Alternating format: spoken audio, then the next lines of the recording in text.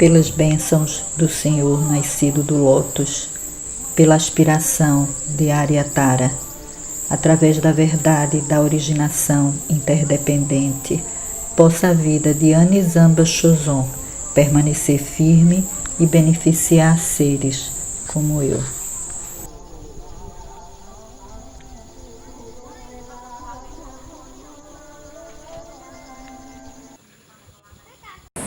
When were you born? I was born in August 1948. 1948. Yes, it was after the war in England. So. Ani, do you have consciousness about other lives you had? All I know is that I was African in one life and Asian in one life. That You are sure? I don't know where in Africa. All I know is that when I was a child, I never wanted to be white. I would paint myself black. I wouldn't go out the house unless I was black. Everything was painted black. I didn't like white at all. I thought white was dishonest. And when I was a child, I had a very strong connection with Chinese art, which I felt that I must have been Asian to appreciate this kind. Because there was no reason for me to have this kind of connection. The only thing I felt safe with was a statue of the Buddha. When I was 5 years old, my family was screaming and shouting all the time, lots of conflicts, my mother and father, and I would just go and sit in front of this Buddha. That was the only safe place. That was my refuge, this Buddha statue. And I said to my mother, "What's that?" She said, "I don't know. Buddha." I said, "Well, what's that?" I remember saying as a child, "But what's that?" "I don't know. I found it in a shop. I don't know." And yet every day I would go down there and I'd sit there in front of this Buddha. And that was the only safe place. So, we have these connections we don't know, really. Very seldom do you really know your past life clearly. These teachers, they know their past life. Sometimes they can remember exactly, where they were born, the family, and everything. And one of my teachers can actually paint what he looked like in 6 different lifetimes before. He painted these different images of his different lives. But most people, they don't remember.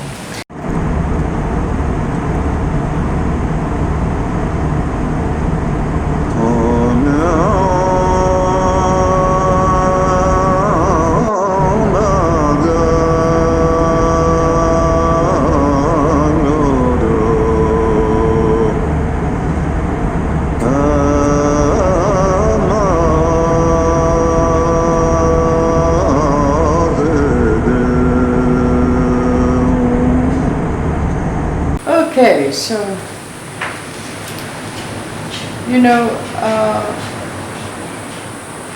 in the 90s, I was living in an island in Hong Kong. And Chagdud Riponche, I invited Chagdud Riponche to come and teach in this place where I was living. I had made a center there, which was a community center. It was called Wisdom Heart. It wasn't a Buddhist center. It was a center for anybody who wanted to share some kind of spiritual orientation or healing with other people. And I invited Rinpoche twice or 3 times. Chagdud Riponche went to Hong Kong to give teachings to my group there. And then in 94, I had serious surgery where I spent for almost 10 months in hospital. And I didn't start walking till, I suppose, 95. I started being able to walk again.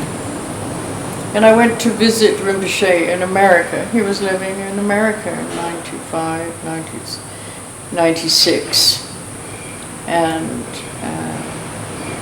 he said to me, I'm moving to Brazil, Chagdud Riponche. This was 95, 96. He said, I'm moving to Brazil. I'm leaving America. I'm going to live in Brazil. So I said, oh, that sounds interesting, Rinpoche. He said, yes, I want to do something for the people, in general. I want to bring these teachings to the people so they can benefit. But he felt in America it was too restrictive. He couldn't really do things in the way that he wanted. He wanted to build a temple, but there was lots of laws and regulations, how you have to build, where you have to build. Anyway, he just felt that he'd had enough of America. And people from Brazil were beginning to go to Northern California, where he lived, and they began to invite him to come to Brazil. They said, please, Rinpoche, come to Brazil, come to São Paulo, come.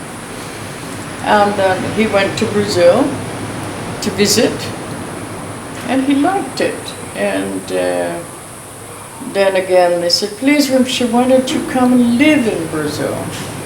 And nobody in America thought he would ever move from America, because he had everything, everything. And he just said, yes, I think I'll move to Brazil. And everybody, you won't? Yes.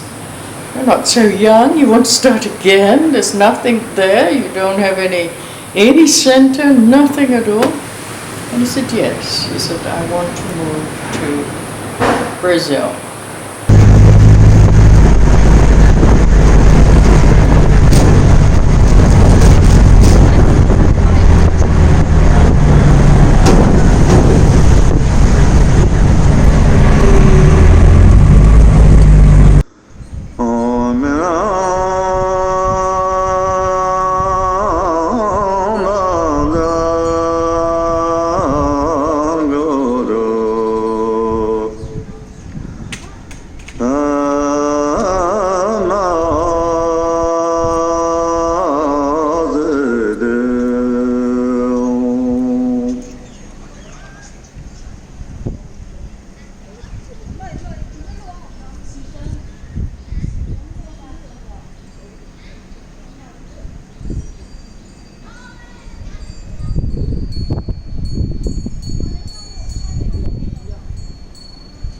And I telephoned Rinpoche one day and I said, look, you're getting older and I'm getting sicker and maybe one of us is going to die soon. It would be good if we came together, we spent time together.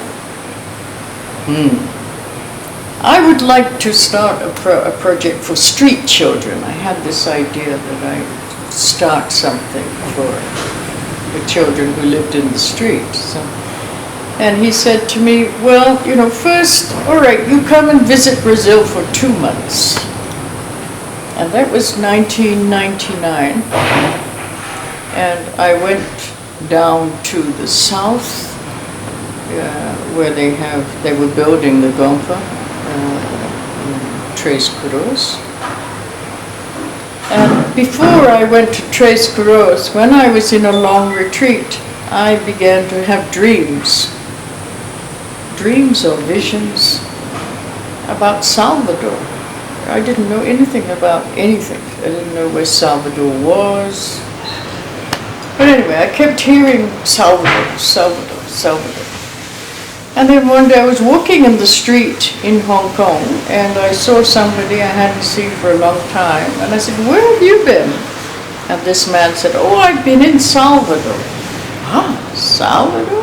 El Salvador? No, Salvador in Bahia, in Brazil. I said, what were you doing there? He said, I was learning drumming. So I said, that's interesting. Anyway, I came to Brazil I went down to the south to visit Chagdud Riponche in Tres Coroas. And one of my first questions was, Rinpoche, what do you know about Salvador? I feel I have a connection with Salvador. And he said to me, oh no.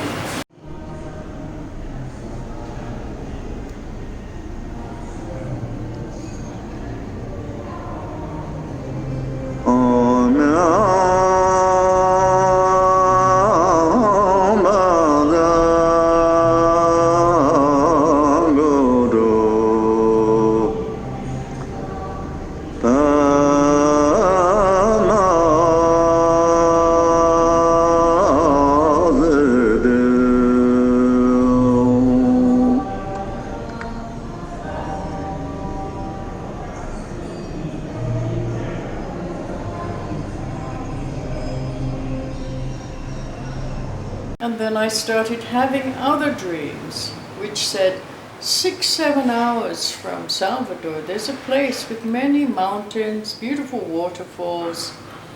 And I asked the people, I said, you know this place? Beautiful waterfalls. And everybody said, Chapada Diamantina. So then I went to Chapada Diamantina by myself, and I traveled around looking at different places, seeing if I felt a connection with any of the places. And I was offered land. I was offered 10 hectares in Barashdeva. I was offered 30 hectares in Kapong, which is very famous. I was offered 50 hectares in Piatan. But I wasn't offered any land in Mukache. And Mukache was the place I felt a connection with. So then I went back down south again to see Rinpoche.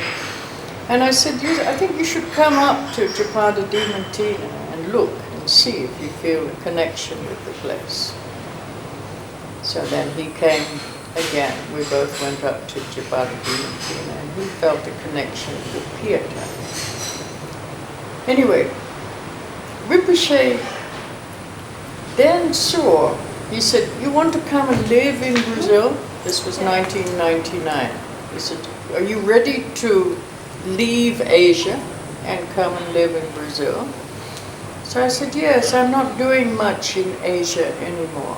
I would like some new kind of energy, something, new challenges.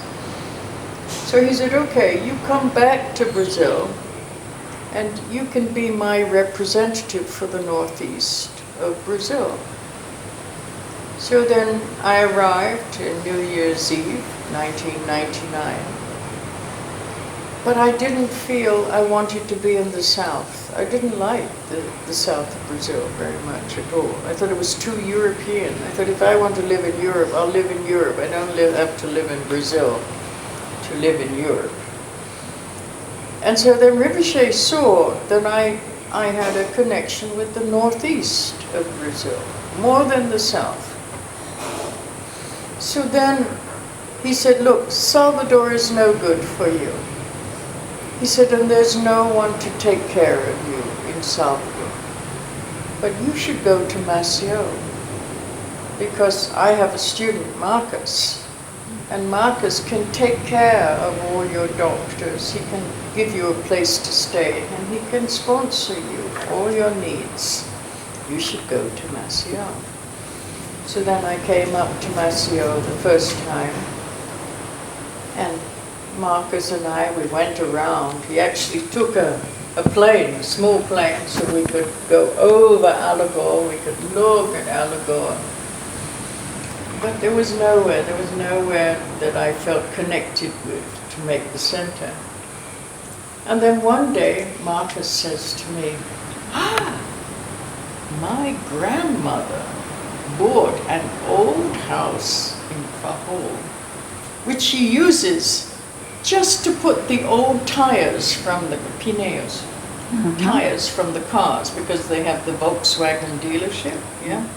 So they used it as a storeroom. They just threw all the garbage in this place.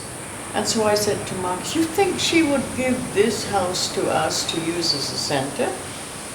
So she said, I'll talk to her. So then she agreed, and then I went into the house and I said, okay, Marcus, we need to take that wall out, take that out, change that, take that, take.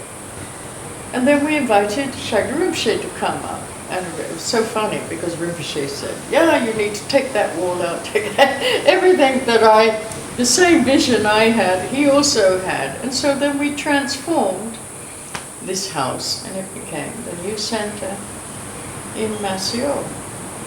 So, yes, so then slowly people came out of curiosity. Most people knew nothing about Buddhism in Maceió. It was something unheard of. You know, maybe they'd read a book by the Dalai Lama, but they didn't know the value of the Buddhist teachings. So then slowly people would come to the center, and sometimes Chagdud Riponche would come and give teachings, or his wife Kadron would come and give teachings. And then slowly people became more and more interested. They decided they would like to practice. They didn't really know the meaning of practice yet, but it sounded good. What they were hearing, it sounded like, oh, maybe that is really going to benefit my life if I do that. So then we had groups of people who did different practices on different days. And I didn't speak Portuguese at all at that time, so Marcus, he had to learn English in order to translate because his English wasn't so good. But then later he became the best translator. He was really a good translator.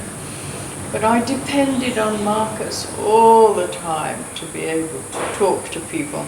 And that wasn't easy. It wasn't easy for me. It wasn't easy for him because he was such a busy man.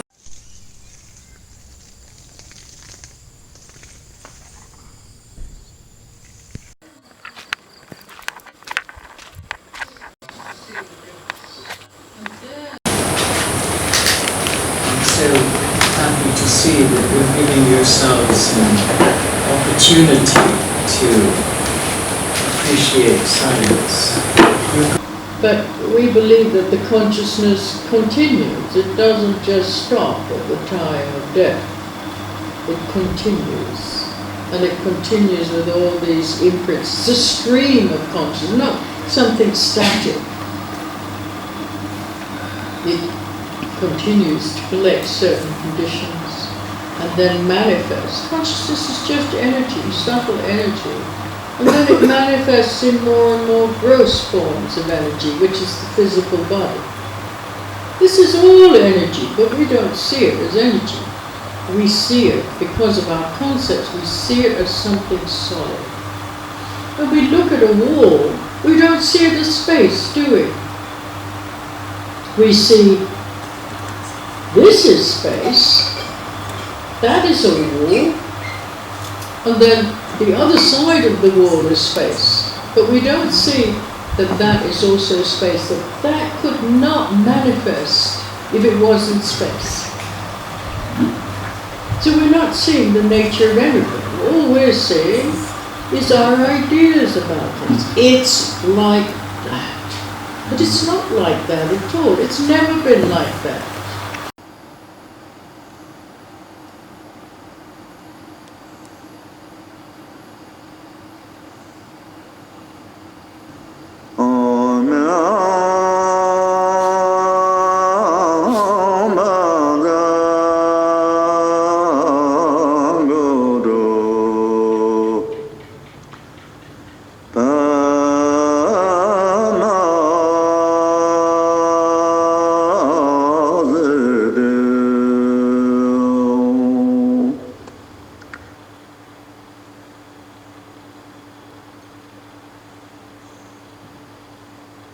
And look again, till we do see more clearly what is the true nature. We have to be scientists of the mind.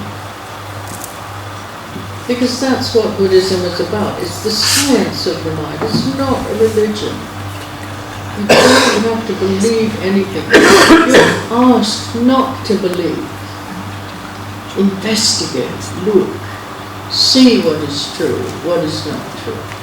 But don't just believe because someone tells you. It doesn't really go anywhere blindly. We go through a little ritual, usually. Being lost in some challenging conditions, so we don't know how to deal with it, and we consider the teachings, and this helps us from getting lost in our projection, keeps us on track so we can see more clearly. It's a reminder. It's a reminder of what's happened here. It's a reminder of your own wisdom nature. So this is what I give you. And something so simple, but actually it can be quite helpful. Yes, if we see it in that particular way. If you don't want it, if you want to get rid of it, do not put it on the ground. Please leave it in a tree, high up in a tree. No, just leave it there. Look. I'm going to say some mantras and some prayers, and I'm going to give you one of these individually. So please come up. I'm also going to touch your head whilst I'm saying these mantras and try and transmit some energy. So might help to remove some of your obstacles. Alright, so Sandy, please come first.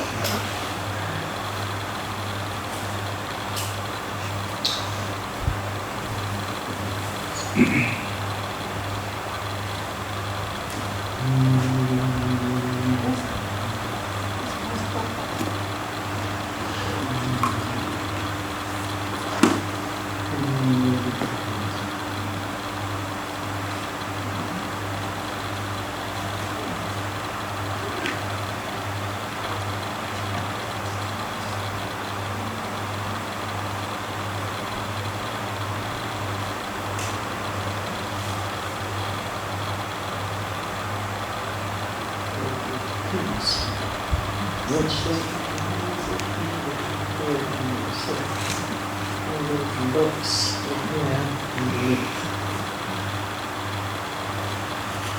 All right.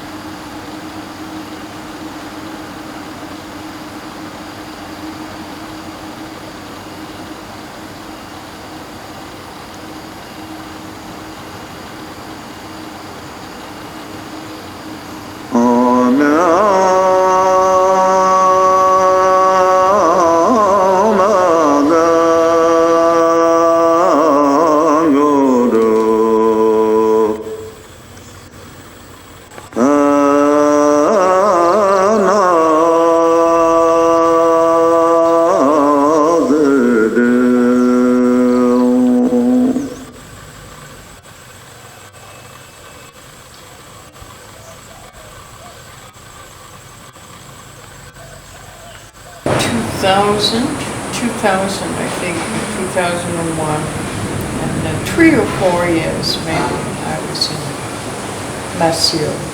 But not all the time in Maceió, because I had many groups in the Northeast. I would teach in Manaus, I would teach in San Luis, Teresina, Fortaleza, Natal, Salvador, Brasilia, Rio, So all these Belo Horizonte. I was giving teachings all the way around. retreats and teachings. Retreats and teachings. Yes, so I was really I suppose I was the main teacher for the Northeast. Other people didn't want to go to the North. It was too hot. It was too hot for them, Manaus, places like that. But I felt, I could see the potential, and I could see that people were really interested. But it wasn't helpful to them to have such short visits where the Lama came in and 3 days later the Lama left. They didn't have time to digest. And so then I said to Rinpoche, if I go up to Manaus, I need to stay 1 or 2 weeks up there. But it was very hard on my health. And then slowly my body became sicker. And then Rinpoche said to me, you can't supervise 11 centers. You've really got to just focus on 3 or 4 centers. And so that's what I did for a while. But I didn't feel that there was enough for me to do in Maceió. I didn't feel that my time was being utilized as much as it should be, because I couldn't go out of the center to teach unless Marcos was there. And Marcos, he had a big company to run. And what about Mucugê? Your work in Mucugê? My work in Mucugê, well, I built a temple there, and then I have some land. I have a lot of land in Mucugê. We had many visions for projects, but we never managed to get the money together to manifest these projects. I mean, my main project for Mucugê was a project on human development, on, you know, how we could really help people to develop as human beings, both, you know, physically and psychologically. It wasn't, you know, it's no good to give people teachings when they don't have food on the table. You know, they're going to be more occupied with trying to get the food together, or the health, or whatever. So then I wrote a project which was, you know, about environmental research, environmental protection. It was about health, about using alternative remedies for health in different ways. It was also about studying dying, death and dying. It was a whole project for tantology. And it was also about training programs for communities, you know, different handicrafts, whether it was, you know, jewelry or to become a pedreiro, or I had many ideas to implement, but we never got it together. You know, people initially they had a lot of energy, they wanted to do it, but then when they saw it wasn't so easy to get the conditions together, then they gave up. I thought that the University of Bahia, they could use our project as a postgraduate course where people could come and train or teach other people different skills as part of the project. But then they didn't have the money to do it, so they didn't follow through. I didn't have the money because all my money comes from donations. And if people don't donate, then I can't move, virtually. So we managed to build the temple, but it was all the people who had moved to Mucugê, not the people who were born in Mucugê. They were too conservative. You know, they were either Catholic oriented or they were evangelical, and anything different they were afraid of. So the people who came to the temple were all from outside of Mucugê, people who'd moved from Rio, who moved from Victoria, moved from other cities, and they were far more open, they were interested, but there weren't so many people. So, you know, if there was 10 people at the weekend, that was a lot of people, yeah. And then again, I began to think, well, what am I doing here? Because when I teach in other countries and I teach in other cities, a lot of people, hundreds of people. You know, I just came from Teresina, 300 people. The talks, a lot of interest. At least 40, 45 people for the retreat. There would have been more, but the place was too small. So I thought, well, maybe I'm not in the right place. And so now again, I'm thinking about, you know, well, maybe I can make myself even more accessible in Minas. You know, 4 hours from Rio, 5 hours from São Paulo, 6 from the... So people, it's easier for people to come at the weekend and to spend short time in retreats, receive teachings.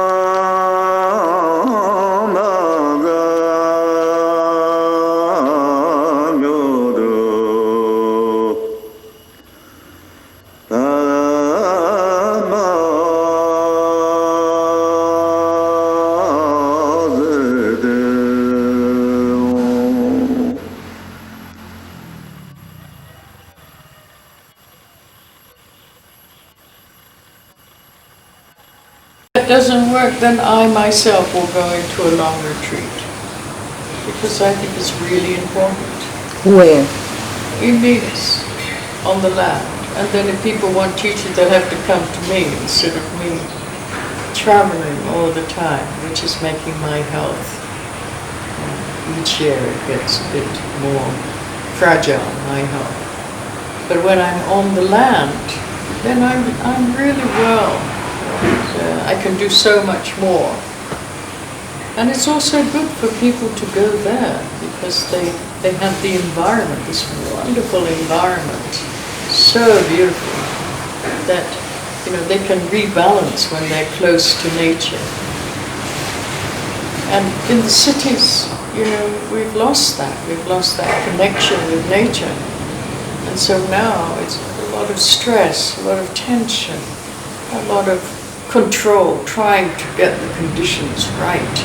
Whereas when you're walking around in the forest, you begin to relax.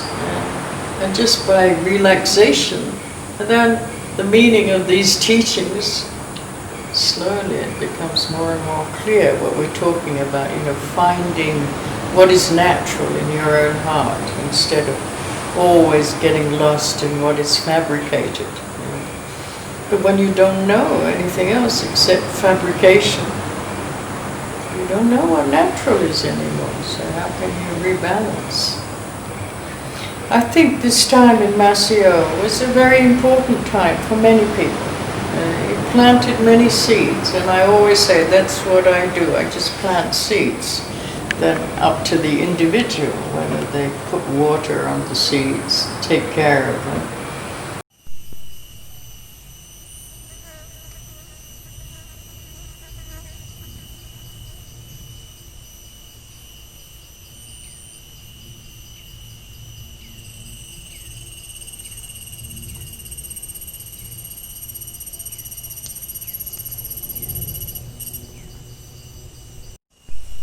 Bambu, baobá, imbaúba.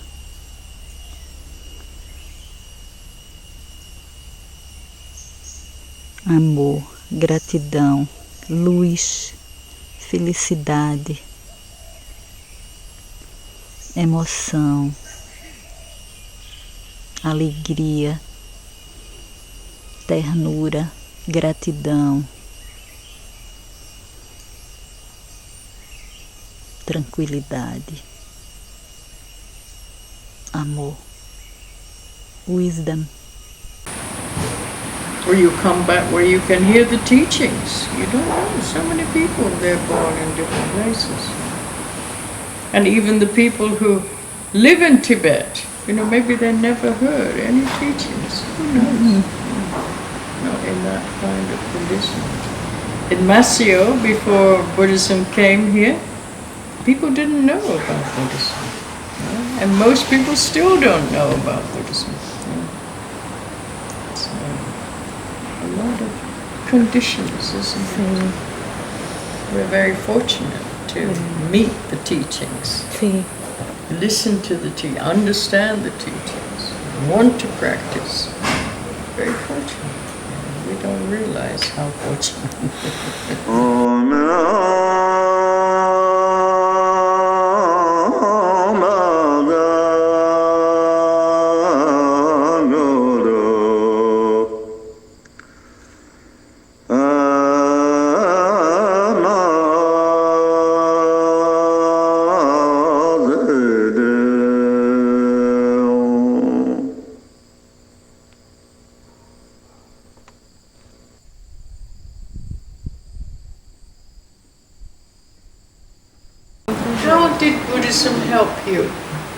I'm going to ask the question. O budismo me ajudou a enxergar mais claramente as coisas. A minha visão de mundo, ela se tornou mais pé no chão, mais evidente. Eu não tenho muitas ilusões mais como eu tinha antes. Então eu sou muito mais simples de perceber as coisas e mais tranquila em receber as coisas que o mundo estão me oferecendo. Né? Então para mim as coisas têm sido mais simples. You think it reduced the conditions that generated suffering? Acho que não, mas eu tenho enfrentado com mais facilidade esse sofrimento. Why not? Porque eu ainda sou bastante apegada a um bocado de coisa. E eu estou fazendo um esforço para me desapegar de muitas coisas. Então eu tenho tentado fazer a minha vida o mais simples possível, menos cheias de coisas que me alimentem muitas emoções. Então meu ambiente de casa é um ambiente mais simples, com menos objetos, com menos coisas que eu tenha que ter dificuldades depois de me desfazer deles. Então são coisas que eu transito com mais liberdade. Então eu tenho dado tchau às coisas com mais facilidade. Ainda sofro um pouco mais fácil isso. You know, what I have noticed is that many people who contact Buddhism, they don't know how to use the teachings in their daily life. They have an idea practice is coming to the center and sitting on a cushion at a certain time, certain place. But to actually take what you understand and use it in your daily life, they don't use it. They don't know how it works in their daily life. And I think this is really important. Maybe it's the teacher's fault. I'm not saying really anybody is to blame, but sometimes the way that these very skillful psychological methods are communicated is not clear. And so then people still think that practice is like this. They don't understand that practice is right now, whatever is happening in your life. This is the practice. Yeah. Look, understand, try and see more clearly what is true and what is not true. What is your own fabrication? And if you don't use the teachings in your daily life, the transformation does not take place. You have to use it, you have to repeat all the time, and then your perception begins to change and you benefit. You don't suffer so much. Otherwise you still suffer because you still see things with the same habitual patterns, very attached to the way we see things. Yes, we don't want to let go of the way we see.